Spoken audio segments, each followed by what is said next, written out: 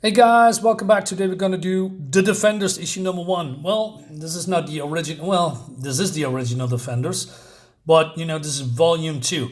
I have a lot of volume one. We're gonna do that in the future, but this is a 12 issue series, and that leads us to another short-lived book. But I wanted to get you through this 12 issues. I mean, we're gonna do all of them. It's made by Erik Larsen, Kurt Busiek, Klaus Johansson or Klaus Janson. I like Erik Larsen's art, but he lost his way through the years. He's also not a very likable character. But try to separate the art from the artist here and there as much as I can. Now, I'm gonna talk about this, and then we're gonna see. I have some things to say. Let's dive in first, right? So classic characters. I also like that Erik Larsen is doing a lot of classic interpretations of friends and foes, and I'm going to show you a little bit here. He's also have, I believe, a respect for Jack Kirby because the Hulk here looks a lot like Jack Kirby's incarnation of the Hulk. And the story is told by Patsy Walker, as you know, maybe of Hellcat. And in this iteration, this timeline, she has some hell powers or something. She has, I don't know, has demon sight and other stuff, I don't know. And she takes pity on this poor guy, this homeless guy. She takes him to a diner and gives him something to eat. And he's thankful that basically... that she gave him a hand here. And she says, well, I'm glad you're feeling better, right? And he says, got a chance now if I can only reach mother. Your mother, that's wonderful. Where does your mother live around here? No, not my mother, he says. But then we skip that part, and then the earth has been invaded by, well, maybe you know these ships. It's Frogman, yes, Toadman. Toadman that have you seen in, I believe, the She-Hulk comics, but those are fake Toadman, if I remember correctly. The Toadman are, again, old foes from the past, and we have seen here Bruce Banner turning into the Hulk, and you see, again, classic Hulk, from the Jack Kirby era.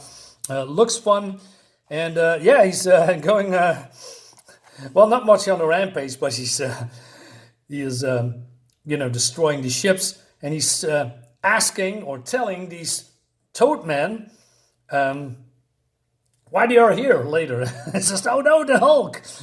He's going on a rampage here. Meanwhile, Doctor Strange come back from, I don't know, his mystical dimension hopping trip, and he's a little bit wary, but he senses something that is out of the ordinary, and so it seems that there are monsters from beyond.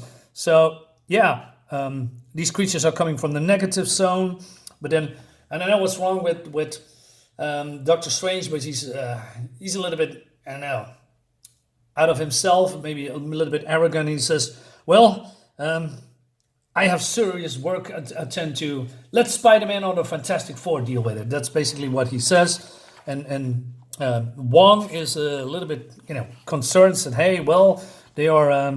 The city is overrun, and maybe you can help too. And then he finally senses some mystical chaos, and he goes, confront that, that mystical energy or whatever it is. And then he sees the Nightcrawler, and the Nightcrawler, warns him, and that will destroy this planet. So a lot of these creatures are from the 90s comics. Well, is it 90s, 80s comics?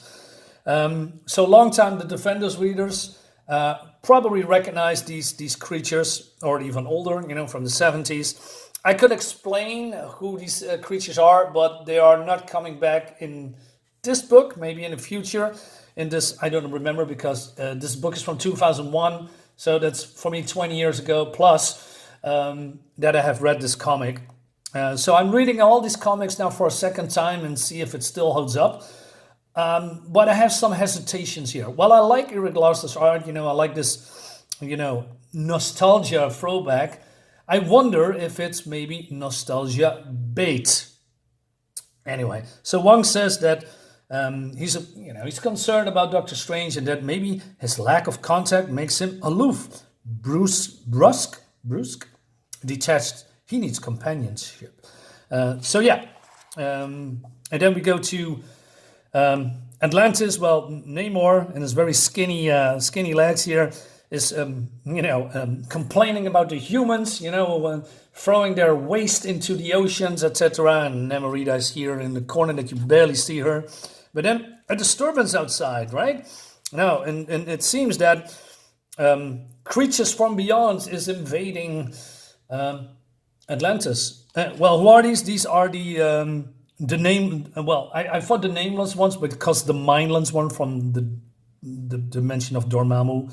And these are pretty formidable. They even tackled the Hulk, and Hulk almost lost. And so I'm not sure what he can do, right? But then we also have Silver Surfer, and I believe this timeline he had some kind of a fling with Alicia Masters, right? And he says, "Hey, why don't you go with me with the stars?" And she says, "Well, no, I cannot do that. I cannot leave everything behind, and it's already difficult." That kind of stuff. But then, oh no, he's being attacked by none other than Quasimodo, the living computer. Now, from what I remember, Quasimodo was created, I believe, on the ship of Galactus, on the World ship. Again, all throwback. Silver Surfer, dealt with him. And, Hulk is tackling the Toad Man. And the Toad Man says, "Hey, we don't know. This was the Earth, right?" And he says, "Well, at one point we were in another galaxy attacking, I don't know, other planets, and suddenly they were here, and he doesn't know why they are here on Earth." And the Hulk is trying to believe them, but before we go into that, we see this mysterious man doing some mystic twitching here with the hands, and all over the world, chaos ensues with, monsters, villains, dangers. And then we see that Patsy Walker is chained, but then no more because she's, using her hellborn resistance to change into Hellcat. And she's wondering why she has that classic costume. Now, I don't remember what her costume was before this.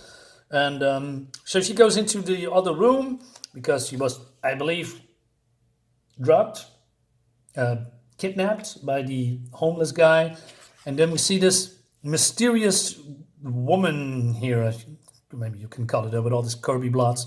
Love Kirby blots, by the way. Meanwhile, on the Richmond Enterprises, Richmond is coming from the helicopter and he's been greeted by reporters, and they ask him some questions, right? And he says, "Hey, how do you manage to survive out here? And were you saved by the Avengers or the New Warriors?" And he also said, "The Wall Street experts are saying that you've gone mad and devoting your time to collecting mystic trash and consulting with charlatans and frauds. Is there any truth to this rumor?" So he says, "Well, excuse me, but my phone is ringing." And he asks his female bodyguard to deal with the press, right?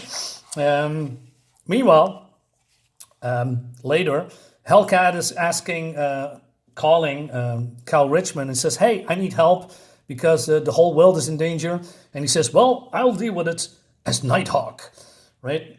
And then he's consulting with Papa Hag, right? Because he needs the defenders. So Papa Hag is some kind of a mystical advisor. And then after that, they are being teleported here. And they all of them are mad, right? Because they are being plucked away from, whatever they are. And suddenly they are here where they are not supposed to be. And then we, going back to these old beef that Hulk and Namor has with each other. Every time these two are together, they are fighting and bickering and all that stuff. And then even Doctor Strange has no power to stop them. But, the Silver Surfer might, right?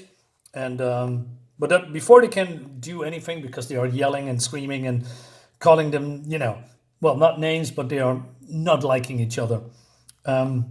So Hellcat comes and explains the whole situation, right? And about that she's seen a gigantic woman, being chained up.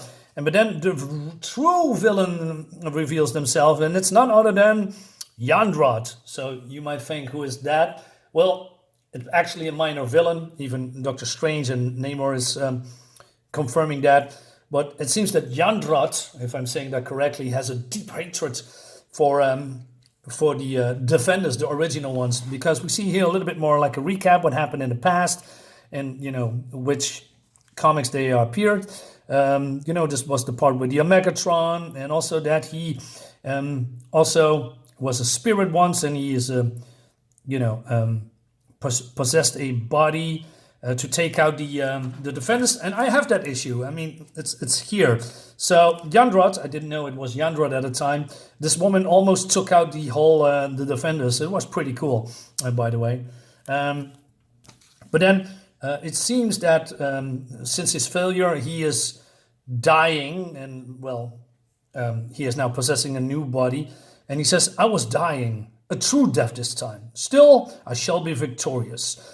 Basically, he has now regained strength somehow, and he has now the power to, delete the world through the gigantic woman that's called Gaia. Gaia, is that how you say it?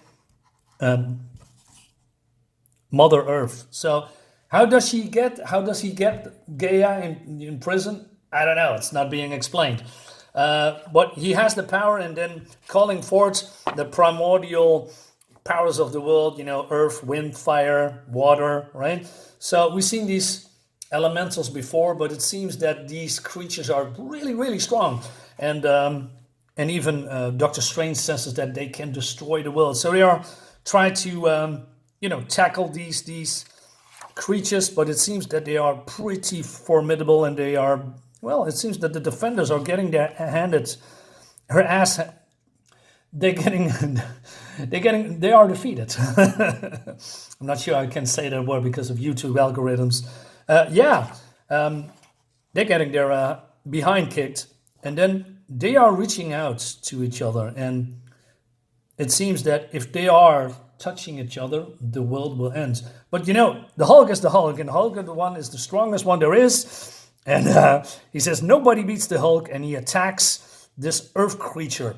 So Doctor Strange figured out that if they tackle only one of them, they cannot complete the spell or whatever it is, and that should end the threat. So everybody is, attacking this Earth elemental, right?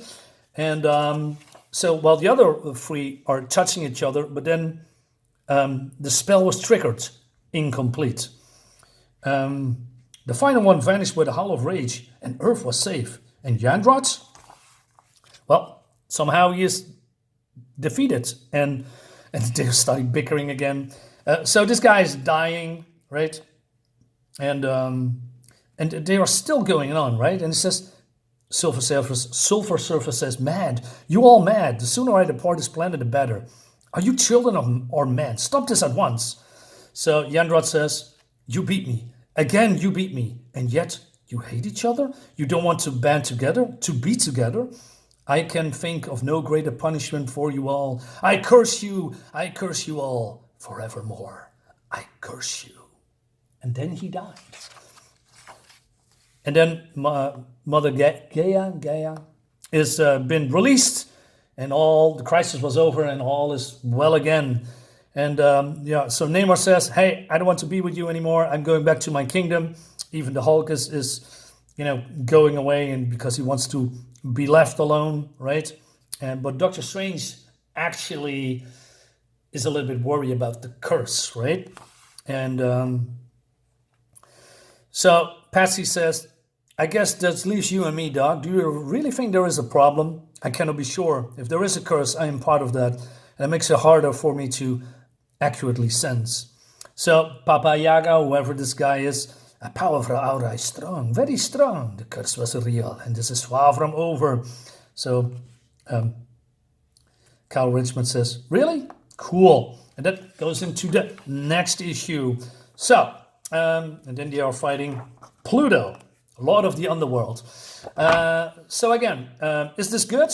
I mean, it's fun, but I mean, this is only 12 issues long, and maybe that's deliberate, but I really think this is more nostalgia bait. That's the feeling I have. I could be totally wrong because we are being thrown all of these characters from, hey guys, yesteryear when comics were fun. Do you remember that?